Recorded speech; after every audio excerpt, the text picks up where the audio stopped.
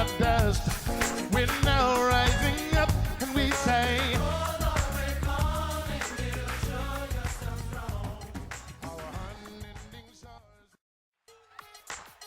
What are we going to hear tonight?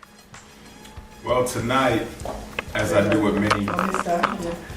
We're gonna have to, we'll have to edit it. Yeah.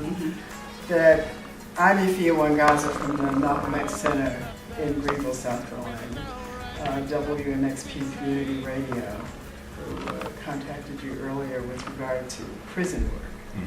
So I'll be asking you questions in that regard. no problem. You still want me to answer that question, right? Yes. Okay. We'll go back and forth. Should I go right ahead, fellas? Okay.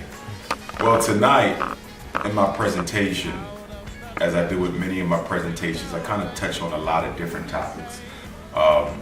I obviously focus on special education and ADHD and psychiatric medication and the devastating side effects that those programs and products have been having on the lives of African American boys.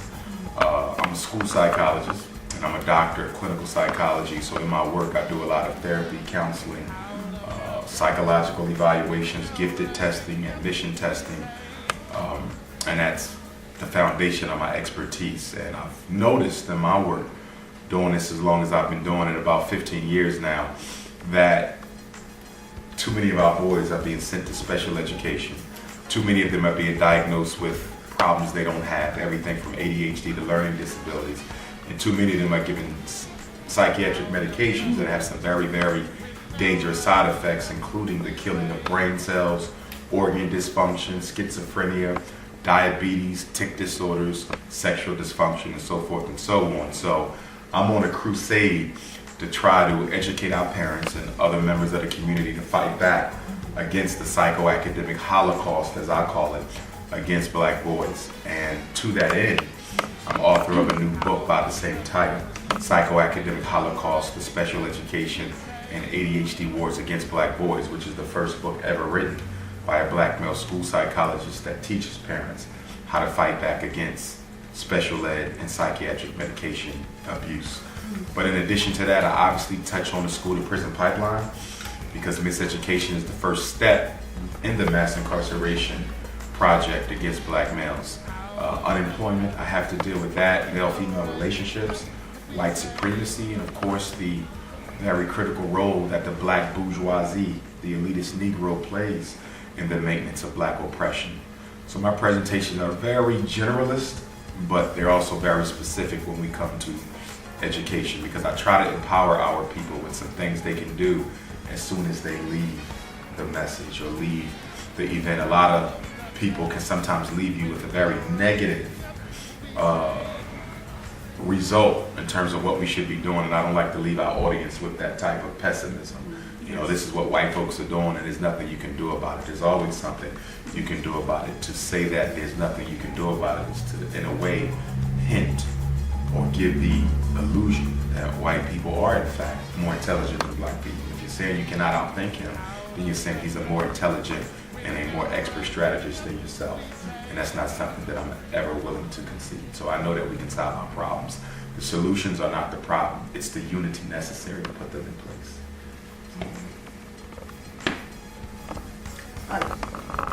Your response dealt with what I call the before incarceration. I deal primarily with brothers and sisters, but primarily brothers who are incarcerated. And we see as a result of that, the consequences of the conduct, the diagnosis, the drugs, that comes over time. And that same protocol actually is implemented in the prisons. So I would urge you in your comments this evening, and indeed henceforth, to talk about that side of the coin as well, seen as two sides of one coin. Because it's not just the person who is incarcerated, as is the case with not just the youth who is a student who is impacted, but the family and the neighborhood, and indeed the entire community, because we all do time with the brothers and sisters who are locked up, and we still have to deal with the symptomatology that is reflected in the abuses that they continue to experience in an even more hostile environment, because they have no way out. At least in school, the child is going to go home at the end of the day. But in prison, they're, even when they go to their bunk, they have a guard who is constantly monitoring them and making demands and modifying their behavior. Well, I would definitely concur with everything you said. I was up in Boston a few weeks ago, about a month ago, first weekend in October, for the Mass Incarceration Conference. There's a War on Drugs and Mass Incarceration Conference that occurs in Boston, at Boston University every year. And I was one of the presenters there, myself and Dick Gregory. And it was a very, very powerful conference. A lot of good information came up out of that conference. One of the things that I think often gets overlooked when we deal with incarceration are the children of the incarcerated. People focus on those who are behind bars as we need to. But when the parent goes to jail, the child, in a sense, is also incarcerated. And we know statistically that children of incarcerated African American parents are 7 to 9 times as likely to go to jail themselves. And I don't see enough being done for the children of incarcerated parents. And I think we also have to look at how this war on black men that's described as a war on drugs is actually one of the chief destroyers of the black family. This ADHD phenomenon, that popped up all of a sudden in 1980 is a direct outgrowth of the war on black men, the mass incarceration system. Most of the boys that are in special ed, that are taking the Ritalin, the Adderall, the Concerta, the Metadate, the Vyvanse, they have nothing wrong with them except they're still craving the absence of their father. And so an entire industry has been created to serve or exploit, I would say, the children of incarcerated black parents. The special education is a direct result. The juvenile incarceration, the ADHD, the psychiatric medication. I mean, there's so much money that has been generated just by sending black men and black women to jail. And as you know, black women are the fastest growing prison population now, which is a whole nother bigger problem, because normally when the father goes to jail, at least the mother's still there. Exactly. But now the mother goes to jail, and if the grandparents are not around, those children end up becoming wards of the court, and they're shuffled around in different houses. A lot of our kids are being given to non-African sexually confused families to be raised, which is a whole other issue, because a black child, more than any other child, is likely to end up being adopted or foster parented by a homosexual or lesbian couple. So now you're talking about cultural genocide and imperialism there. So you look at incarceration as being the major problem, but then there's so many other problems that spring from that one. My question to you is, what made you decide to do this? What gave you that, ignited your fuel to do this? My decision to become a psychologist was actually made in the Carolinas. When I was in elementary school, primary school, my father was a drill instructor for the United States Marine Corps. And we lived in Jacksonville, North Carolina for a few years, and it was in Jacksonville that I decided that I wanted to be a clinical psychologist. School psychology was kind of an accident, but I'm glad that I ventured upon it. And the reason I wanted to be a psychologist is because I didn't have an older brother. I'm the oldest boy, one of 11 children. And I never had that older male to talk to, and so I said, when I get older, I'm going to be that person that our young men and women can come and have a conversation with whenever that need arises. Now, school psychology was kind of an accident, because when I came out of undergrad, I began graduate school in Philadelphia in a clinical master's program, but it was very expensive. So I said, I want to go back to my undergraduate institution and get my master's there. And it just so happened that they had a school psychology program. So I said, let me get involved in this and see what this is all about. And when I came back to Philadelphia to do my internship, that's when I came face to face with the reality that special education was a weapon of mass destruction. And I was being asked to evaluate children. During the course of the year, working for a school district, you evaluate anywhere from 100 or so children. So I'm evaluating these black boys and girls, but predominantly black and Latino boys, and I'm finding absolutely nothing wrong with them. And I'm saying, you keep giving me students, but there's nothing wrong with these kids. Like, something is going on here, because you're giving me all these kids and nothing's wrong with any of them. It's just the teachers don't want to be bothered with them. Exactly. They don't feel like teaching them. And in many cases, the students just simply haven't been taught, which means they never got a solid foundation in preschool or daycare or kindergarten or first grade. And because nobody now wants to help them to get them up to where they need to be, they simply throw them away in special education. And of course, we know that once they go in special education, they tend not to get out. Special ed is a prison, I would argue. But on top of that, it's a source of exploitation, because every time a child goes into special education, the school gets paid. The IEP program, you said the IEP program? The IEP is the tool of special education. Okay.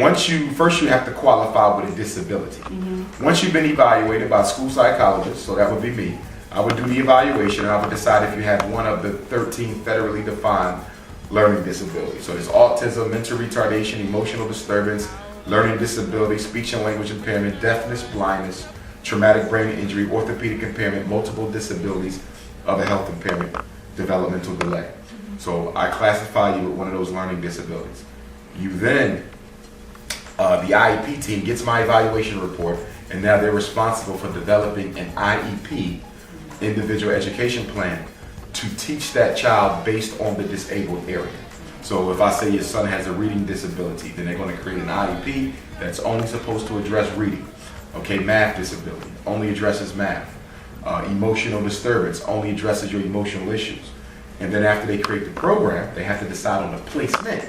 This is where it gets controversial, because under special ed law, you're only supposed to be in special ed for the subject area in which the school psychologist classified you with a disability. So if I say your son got a reading disability, he should only be in special ed during reading instruction. But that's not what they do with the black boys. They put them in special ed the whole day for everything. My daughter, she was in the IEP program, and they took away her recess. And she didn't tell me, but I found out because I came in and just happened to sit and observe, and they wasn't doing anything, and I was just appalled. And then she wasn't getting her lecture time because she would go out, so she was missing social studies. So, and then they wouldn't fill her in, so her grades were falling. So I really had to fault. And then they said, well, we never really worked with this before. We never really handled, cases like this before. And I came into that problem where they wasn't up to par of knowing how to deal with a student having to come out of class or whatever. And my son, he was in it, but now he's not. I took him out because he's now in high school. Okay. And they're not medicated. Well, one of the things that we have to be clear about as it relates to special education was created as a reaction to the school desegregation movement. There would have never been any special education had there never been a busing movement. Special ed was that program that the government had to come up with to give white school districts that were now forced to accept black children, to give them some sort of comfort that once these children came into your school, you can then resegregate them in the school by just simply saying they have a learning disability. So special ed was the great compromise between the government and white racist school districts. The learning disability, okay, that was an idea that was fabricated to justify taking that black child out of the class with the white kids. And in fact, a recent report that came from the United States Department of Education found that black kids in predominantly white school districts are still disproportionately segregated from white kids in predominantly white schools by way of special education. So if you go into suburban areas where our kids go to school, you see a higher rate of black kids in special ed because it's a way of getting them away from the white kids. In a predominantly black school district, special ed doesn't function in a segregation pattern. It functions more in an economic exploitative pattern. In other words, I'm principal of an elementary school here in Newberry. I don't have enough money to function. So I'm going to get black kids evaluated and put in special ed so I can get that extra $7,000 that's going to come from Obama for each kid. So if I got 7 kids sitting in front of me, they can't read on grade level, they're in the 4th grade reading on the 1st grade level, I got 2 things, 2 solutions. One, I'm going to teach them. I'm going to get an after-school program, I'm going to get some tutors to work with them and get them up to where they need to be, because I know they never got what they should have got before they got them out of school. That's what you should do. But what they'll do is they'll have the psychologist test them, classify, place them in special ed, and then they get money for each one. So in predominantly black schools, special ed is about the money. Predominantly white schools, special ed is about segregating the black kids from the white kids. So, well, when you talk about the success that you've had in training parents and that you've had in developing your idea of creating a school, as I was saying before, as we were waiting for you, my sisters and I started work with John Churchville in Philadelphia to create Freedom Library Day School, which was housed on Ridge Avenue in North Philadelphia, and is featured in the series Lost, Stolen, or Strayed, sponsored by Xerox and narrated by Bill Cosby. And one of the issues that we always had was getting the parents to, first of all, to support the school and to participate in the training process. And even perhaps more importantly, once the child left the Freedom Library Day School and went into public school, to defend and make way for the child in order that the experiences that the child had in Afrocentric, assertive and supportive environment fostered a sense of self-esteem and assertiveness in that child. So how do you deal with that? Well, number one, I think it's very important that parents participate in the education of their children.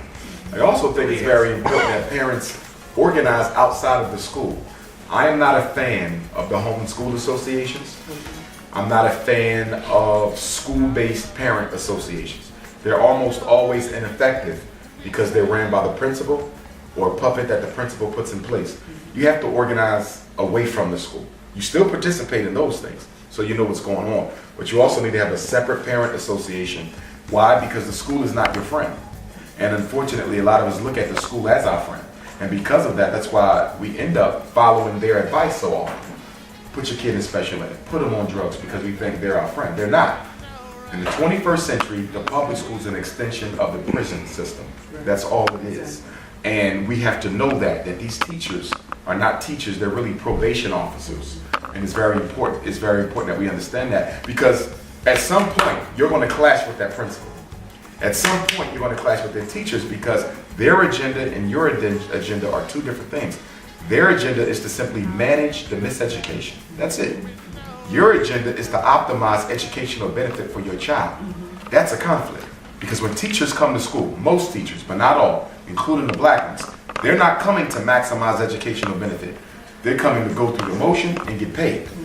So parents, naturally, their mission is antithetical to the mission of the public school itself, and we need to be conscious of that. In other words, I need to keep 6 degrees of separation from anybody who has a conflict of interest with what I'm trying to do here, which is properly educate my child. And I think that if black parents were more educated, we could get a lot more done.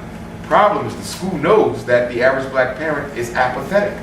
That's whether they are doctors, whether they are lawyers, whether they are living in the projects, or whether they're on food stamps. Across the board, black parents are not involved in the lives of their children academically the way that they should. If they were, schools would not be able to take advantage of our kids the way that they do. How do you deal with that? Well, you got to organize the parents, which is hard, because many of the parents have their own emotional reaction to public school based on how they were treated.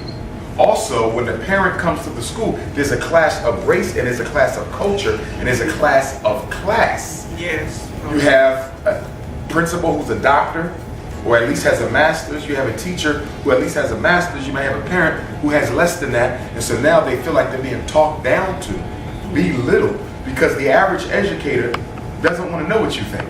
That's right. The average educator simply wants you to do what they told you to do. See, so they actually put you in the same role as they put your child in. And so when you get belittled like that, you naturally do what? Pull back, and you become reserved. And so the reason why a lot of our parents are not involved in education isn't so much that they don't want to be, It's because the treatment that they've gotten has been so negative that many of them choose to just distance themselves, but they got to recognize that it's bigger than you. It's about your child. You can't afford to let them pull you back. My question goes to how do you help them to deal with that? How do you help them to not pull back and instead to move and bear into the I think you have to empower them with the information. I know for me, that has been my weapon of success. When parents know that they have rights, that the schools have to obey, they feel a little bit more empowered. See, the public school, the charter school, the parochial school, and the independent school are dictatorships. The way they function in our community, they're dictatorships. This is what we're going to do, and we don't care what you think about it. But parents now need to know that you have a choice in all of this. They cannot force your child in special ed. They cannot make you put them on medication. They cannot expel your child without a due process hearing. They cannot suspend your special ed kid for more than 10 days. Our parents are ignorant of educational law, and that's why I've made knowing educational law and special ed law a personal crusade of mine, because when parents get the information, they feel more empowered to do something about it. I get emails definitely every week, almost every day, from parents who say, I read your book and I did what you said and it worked. I came to your lecture, I did what you said and it worked. And just to see that I was able to make the school back up for once changes a lot of parents' level of motivation to be able to impact the school, because once they see that I can make you do something other than what you want to do, that gives them that self-confidence that says, I'm going to keep on fighting for my child now. You know, and I think our parents, yes indeed. So they need to know that the school cannot just push their will on you. You have a right and a say so in everything they do. Your child has an IEP, well, you're a mandated member of the IEP team. You must be at that table. That's right. Now, if you choose not to show at the table, they can move forward without you. Yeah. But you are a mandated member, so the parent is required at every step of the educational process, but they're not being told that. Oh, Dr. Johnson, sometimes they'll try to even just slide that paper on to you and say, look, I need a meeting. Sometimes I would, just go ahead and say, I need a meeting. I've been with my daughter prior to. I was like, I have to have a meeting. No, we're going to sit down and talk, and have a psychologist there. Because sometimes they do try to, and I can tell them copy and paste. I'm like, okay, come on now. You should be giving me more detail on what have they accomplished. What was the goal? Was the goal met? And so forth. And sometimes, I see that going on. Oh, without question.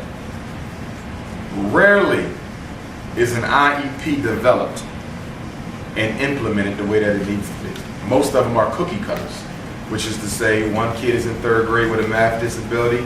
Every kid who comes thereafter with a math disability, we're just going to change the name, the birth date, the student ID number, and give them the same IEP. Special ed teachers rarely follow the IEPs.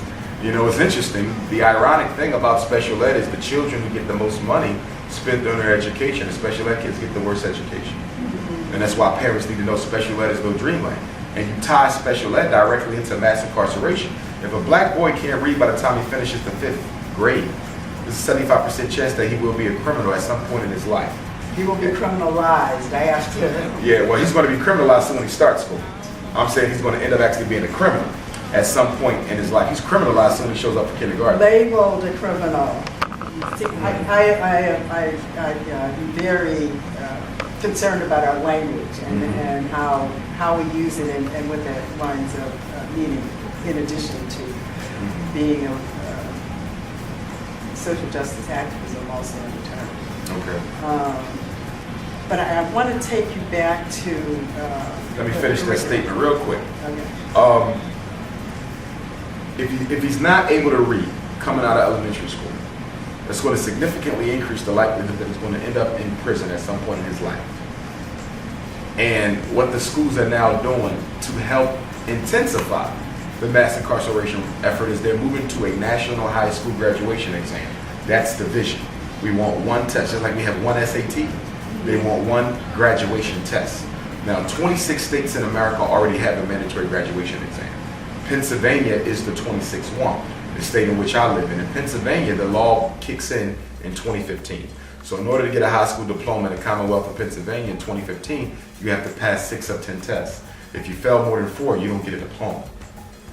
Now, in 2014, next year, we're getting a new GED test. they're about to intensify the GED test, make it more difficult than it's ever been in its history. And computerized. And computerized because they anticipate that a lot of children and their parents are probably going to opt for the GED instead of the high school test because they're not going to pass that because they're not being taught to pass it. So what the country is doing is they're saying, okay, we know a lot of these black kids are going to try to sneak through the back door by getting the GED, which will still allow them to go to college. So what we're going to do is make the GED just as hard as the high school graduation test. And so that is going to intensify the school to prison pipeline. And what are most states doing to deal with the graduation test? Take Pennsylvania. They're building 4 new maximum security prisons because they've already predicted that once this test goes into effect, you got to remember, right now in America, only 1 out of every 4 black boys is getting a high school diploma. Right now. Once that test goes into effect, what's it going to be, 1 out of 25? So they're already anticipating the swelling of the prison population as a result of the miseducation, and states all across the country are building prisons to prepare for that. Okay, so 2. 1, are you anticipating that and including that in your curriculum generally? And secondly, would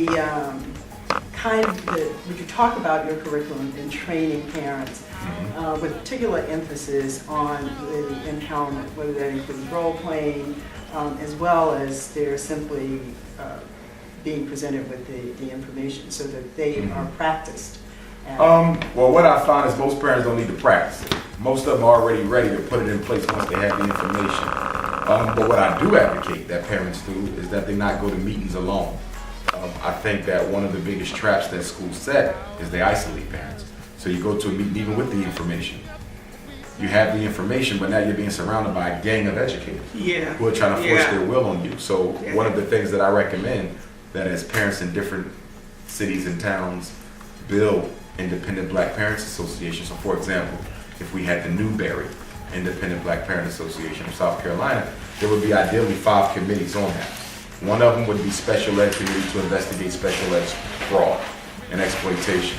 Another committee would be school discipline to investigate unnecessary suspensions and expulsions. We know the United States Department of Education released a report in 2012 that said black boys are suspended and expelled at 4 or 5 times the rate as whites for the same offenses. So you need a discipline committee to investigate that, because suspending kids, black boys, from school is one of the greatest causes to the academic deficiencies that they have. It's the teachers that are actually creating the deficiency by denying them education, by sending them out of class so often. Third committee, school finance. School districts get a lot of money. Where's it being spent? The black community doesn't know who got the contracts. Where's the money going?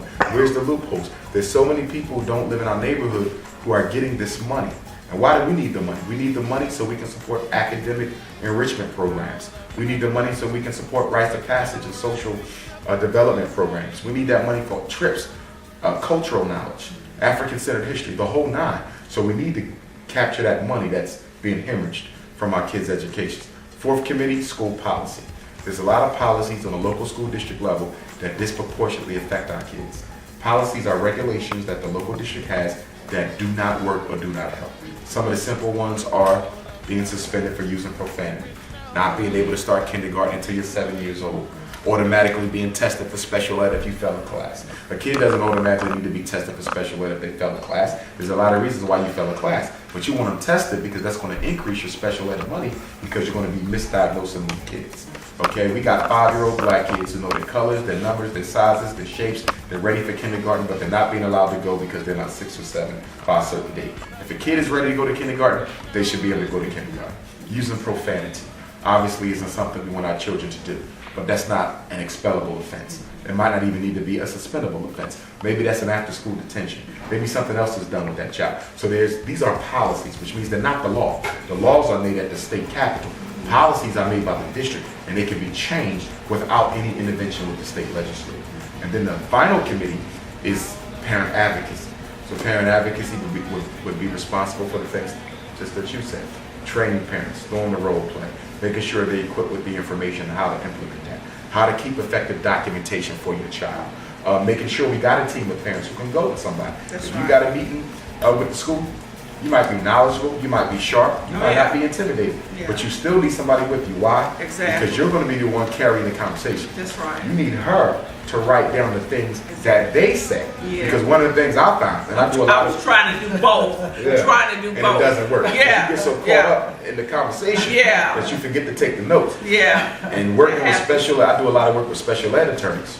And one of the things that you always want to do is write down word for word, verbatim statements that are made by teachers and principals that are often illegal. Then you put that in your complaint, and that empowers your whole move to get your child that independent education or switch to another school. So you always need somebody with you to write as you speak.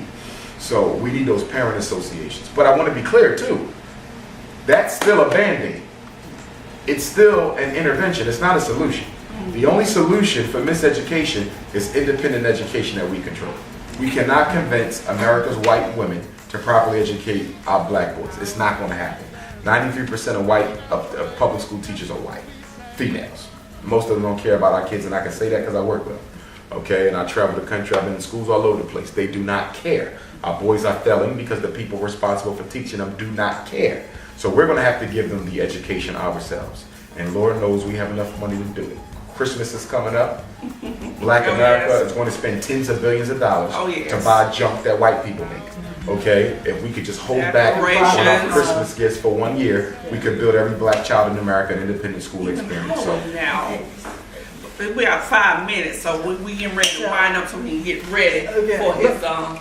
Let me just two things. One is oftentimes when the question of independent schools, charter schools comes up, then the response is that the majority of our kids are still going to remain in public school. And on that basis, ought not our attention be focused on the independent school and the public school and making sure that the kids who are not, who remain in public school are respected and human rights are protected, one. And two, I got to come back to the issue of prisons because if for no other reason than the fact that the child of the incarcerated mom or dad interacts with that person, how do we help the incarcerated brother or sister to be able to relate to his or her child in a healthy, life-affirming way? Well, one of the things, I was part of a program up in Pennsylvania where we went into the prison, one of the state prisons there, and we created a fatherhood initiative. And we would train the fathers on how to reconnect with their children, because if you've been incarcerated for a while and you're just now coming back into your child's life, or maybe meeting your child for the first time, because maybe the child wasn't born when you went into jail, that can be a very, very traumatizing experience for both the child and the father. Okay, and so they have to be walked through that, what to say, what not to say, how to engage the child, not to let the mother who's at home turn you into a disciplinarian, because then your child won't want to come and see you. It's not your role. You have to build trust and love and a bond. You cannot do discipline. I don't care what the child did. You can speak on it, and you can let them know that that ain't the way you should behave, but don't become a disciplinarian. You're going to rupture that bond that you're trying to build. So I think there's a whole process there. And I helped participate in a program that was doing that. And maybe something that's something we can do down here as well. And then we would train the mothers. We trained the mothers on how to engage the father, but more importantly, how to engage your child. When they come back from their first visit with their dad, what should you say? What shouldn't you say? Keeping your own personal baggage with that man out of the circumstance of this child being reunified. You know, so we had to go through a whole thing with the moms, because a lot of moms felt hurt. You know, some of them, hey, he got locked up, I had to do this on my own. We don't need him anymore, we're doing just fine. You know, so there was a whole process we had to go through with the mothers just to get them to release all of that baggage and hurt and pain before the program began, because they could sabotage the program just by saying one wrong thing to their son or daughter. You know, and then we would escort the kids up to the prison. Okay, I would be in the room, and others when the fathers would meet with the child. So if the room was like this size, you have a father with the child over there, father with the child over there. There would be an independent activity that the fathers and the children would do together as a small group, and then as an individual father-child dyad. And then after the visit, I would meet with the children, meet with the parents, so there would be follow-up through the whole process. And then I would meet with the fathers. How did y'all feel about your first visit? So there would be group therapy for the fathers, ongoing. So let's say you got a 12-week program. After the first visit, There's a therapy session. Second visit, there's a therapy session. Fathers have me that they can bounce their feelings off of. Umar, I don't think I got through to my kid. I don't think my child wants to see me. Or I yelled at my child because she ain't want to hug me. You know what I mean? So you need that there for them to be able to debrief after the interactions with their child. Now, the program I was working with in Philadelphia, I'm no longer with it because I don't think the people involved was taking it as seriously as they should have. And I can't get involved with something that serious and not have the people involved take what they here for. When you have a psychologist, so that it was a little bit of politics involved. It wasn't all about the best interests of the inmates and the families and the children. So I kind of pulled back off of it. But I spend a lot of time in prisons. I speak at prisons regularly, conferences on juvenile offenders, adult offenders. I might be the only school psychologist who's actually spoken in every prison in the city of Philadelphia. I've done juvenile detention centers in New Jersey. I've spoken prison in Africa, believe it or not. So that's definitely one of my hobbies or interests, to work with our incarcerated population. And then to help them re-enter. When a returning citizen comes back, we got to have better programs for them, because a lot of the re-entry programs are nonsense. If you don't have any employment, no economic empowerment, then you're not re-entering anybody. All you're doing is preparing for re-incarceration. But the thing you said earlier about, yes, you can build independent schools, but most of our kids are going to stay in public schools. Well, first I want to say that doesn't have to be a reality. Most of our kids don't have to stay in public schools, because black people have enough disposable income to build all of our kids in independent school. We have a financial priorities issue. And until we fix that financial priorities issue, then yeah, most of them would remain in public school. But I look at it like this. Take the anti-slavery movement. You had a movement above ground and one below ground. You had the abolitionist movement, but then you also had the Underground Railroad. The Underground Railroad sought to take blacks out of slavery before any laws was passed to do anything about slavery. But that was reactionary because you couldn't save everybody that way. But at the same time, you're still fighting to eliminate the institution of slavery. Well, I approach miseducation the same way. We're going to build independent schools. But as we build those independent schools, we should still fight and help and organize for the parents and children who are still left in public school. So even when I have my school, I'm still not going to stop fighting and helping, with the children who are still left behind. We got to keep on working with them until everybody's free. So you're saying both and. You got to do both. Either or. You got to be reactionary to try to stop the cleavage, and you have to be proactionary to prevent the cleavage from ever happening. That's been this interview has been wonderful. I have taken in so much. As we get ready to come to a conclusion, we see the lights are on, so we don't want to get you in no trouble. We don't want to be in no trouble too. But it certainly has been an honor to meet you and gain the informative information to take back to our listeners, to our audience, to empower them to be more proactive with their children, and to hopefully that we will do more with you. I think we have touched bases with one of our personalities in doing having sessions, of course, more interviews, and get more insight. But as we conclude, we thank you so much for your time, and as you get ready for your lecture tonight, we look forward to that as well. It's been my pleasure, and indeed it's been the hand of the ancestors that brought us together. So I'm looking forward to further work with you. So. Thank you. So do I.